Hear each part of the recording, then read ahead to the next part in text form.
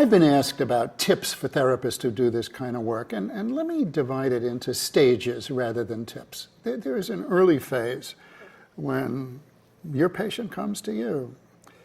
Stage one, your job there is to establish rapport, to help them feel comfortable seeing you, to find out if they've seen other therapists and what that has been like, to let them know that you're able to listen, and to let them know one way or another that they're not going to damage you.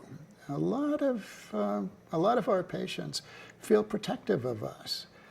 It may be that they're also being protective of themselves. They don't want us to respond to them with tears in their eyes, with an inability emotionally to withstand what they've been through, particularly if they've gone through something that's horrifying.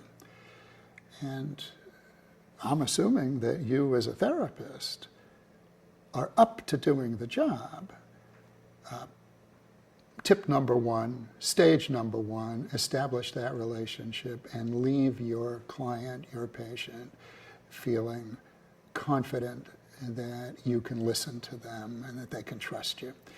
Stage two is set the stage for some kind of re-experiencing. In most cases of post-traumatic stress, your client has gone through something extreme and it haunts them. It comes at them in the middle of the night. It comes at them in a flashback. That's the crux of post-traumatic work. It's to go there with them when they're ready to go there. So let them know how you're going to do it. If you use EMDR, let them know that that's what you do and explain it to them early on and do it when the time is right and when they're ready for it.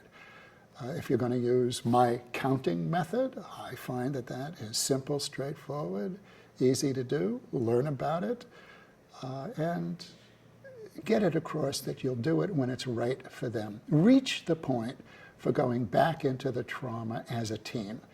That's really the second or third. Second stage, set the stage for it. Third stage, do it. Then after that, they have experienced a certain amount of collegiality with you. They've experienced a certain amount of growth and change, but they still probably have lots of life challenges to meet. And then you're going to do more work with them on those challenges. It may be getting back to work. It may be dealing with a tenuous marriage or with a toxic family. You do that work.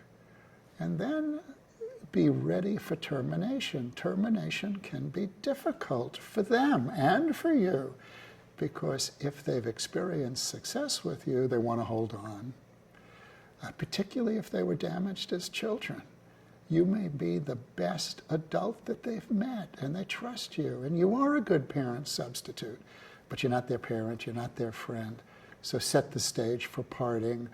Anticipate what it's going to be like. Let them know that you're going to be proud of them once they graduate.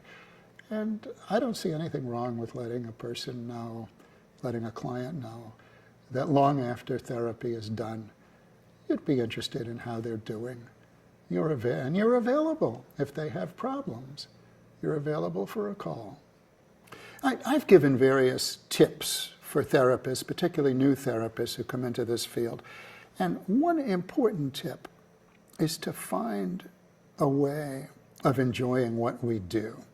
Now, I work with journalists, and one of the journalists who covers trauma said that what we do involves the joy of trauma work.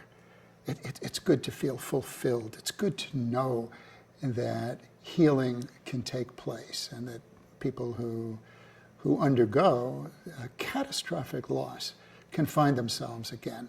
But in order to enjoy this work, you have to be careful not to overdo it. You need to vary what you do.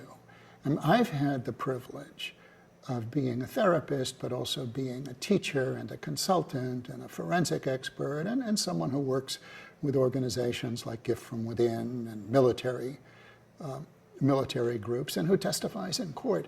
It's a very varied life. If you are a therapist and for 5, 6, or 8 hours a day, you're listening to very sad stories. It could add up. You could find yourself experiencing compassion fatigue or even burnout where you no longer like yourself and you've lost your sense of humor.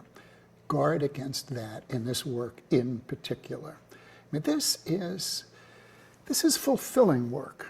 It's practical. It's here and now. Most of our patients improve, and some don't. And when they don't, I think it's important for us to realize that we've had the privilege of dealing with life's reality. We can deal with issues that are just plain heartbreaking. But we're part of the group that is resilient enough to do that kind of work, and that's some of the most important work in the world.